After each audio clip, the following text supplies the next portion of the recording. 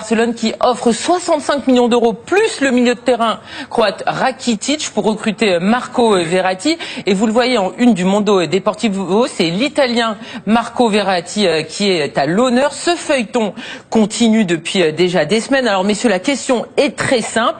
Avec ce deal, est-ce la bonne option? Oui ou non, mon cher Étienne? Clairement oui. Clairement oui, Bertie? Clairement non. Clairement non, Raphaël? Clairement oui. Clairement oui, il n'y a que du clairement. C'est du clairement oui ou c'est du clairement non. Alors vous le savez, hein, ce feuilleton dure depuis plusieurs semaines. Marco Verratti semblait vouloir partir au FC Barcelone. Après il nous a expliqué que c'était son agent qui avait eu des propos maladroits. Et là le FC Barcelone a trouvé une petite idée. On met le milieu de terrain Rakitic qui est un très bon milieu de terrain. On vous donne 65 millions d'euros et puis nous on récupère Marco Verratti. Pour vous c'est un très bon deal, Étienne? Bien sûr, de toute façon, le Paris Saint-Germain doit commencer à vendre aussi des joueurs. Il doit apprendre à vendre. Aujourd'hui, il n'a fait qu'acheter depuis que les Qatariens ont repris le club. Marco Verratti, il veut partir. Il y a une offre très intéressante du FC Barcelone. Il faut laisser partir Marco Verratti. Il n'est plus complètement motivé pour être au Paris Saint-Germain. Et si cette option, donc, qui est évoquée donc, par le Mundo Deportivo, est réelle, 65 millions d'euros plus Rakitic, c'est un très bon deal pour le Paris Saint-Germain. Rakitic, c'est un excellent joueur, c'est un joueur de classe mondiale et je suis même surpris que le FC Barcelone soit prêt à le laisser partir dans ce deal-là parce que c'est quelqu'un qui a tout prouvé à Barcelone, qui a toujours été titulaire, alors qu'il n'était pas forcément annoncé comme ça au départ, qui marque des buts, qui fait des passes décisives, qui a une activité débordante sur le terrain. Franchement, si c'est cette offre-là de Barcelone, il faut y aller à 100%. Alors l'an dernier, il a été mis en concurrence avec André Gomes, mais bon, ça finalement, a pas duré, hein. Il a retrouvé effectivement sa place au milieu de terrain.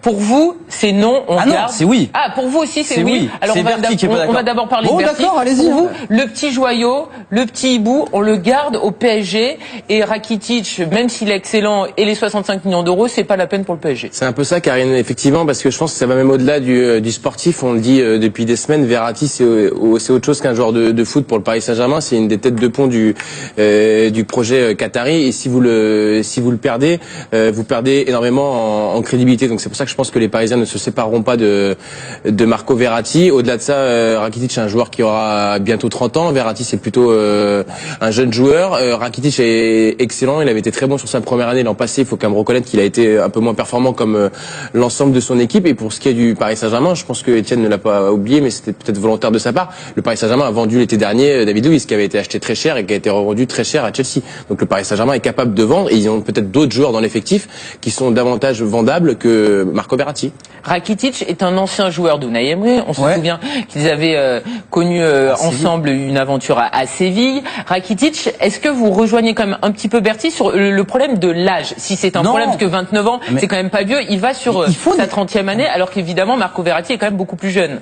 Il a joué de nombreuses années dans le championnat d'Espagne, Séville, le FC Barcelone, il a de l'expérience. Excusez-moi, 30 ans, ça va, c'est pas encore vieux. Le PSG vient de recruter il a 29, il va avoir 30 ans. Le PSG a recruté il y a quelques jours le meilleur latéral droit au monde pour l'instant et il y a Carvajal, excusez-moi, mais bon, vous m'avez compris. Non mais vous m'avez compris dans ce que je veux dire, c'est qu'il a 35 ans, excusez-moi pour la non-précision, mais vous récupérez un joueur qui a de l'expérience, qui est international et en plus grand professionnel et en plus vous avez 65 millions d'euros.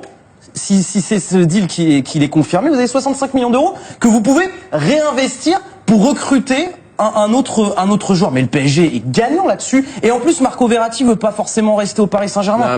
C'est tout bénef pour le PSG. Ce serait une très bonne porte de sortie parce qu'en fait, l'histoire du Paris Saint-Germain avec Verratti, c'est juste de la fierté en fait, et uniquement de la fierté parce que moi j'adore le joueur, j'adore Marco Verratti. Si vous regardez son bilan au Paris Saint-Germain, pas de but, pas de passe décisive.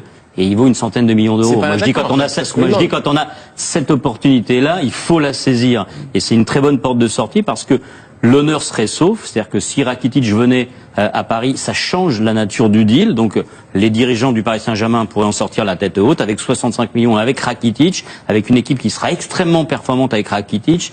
Il faut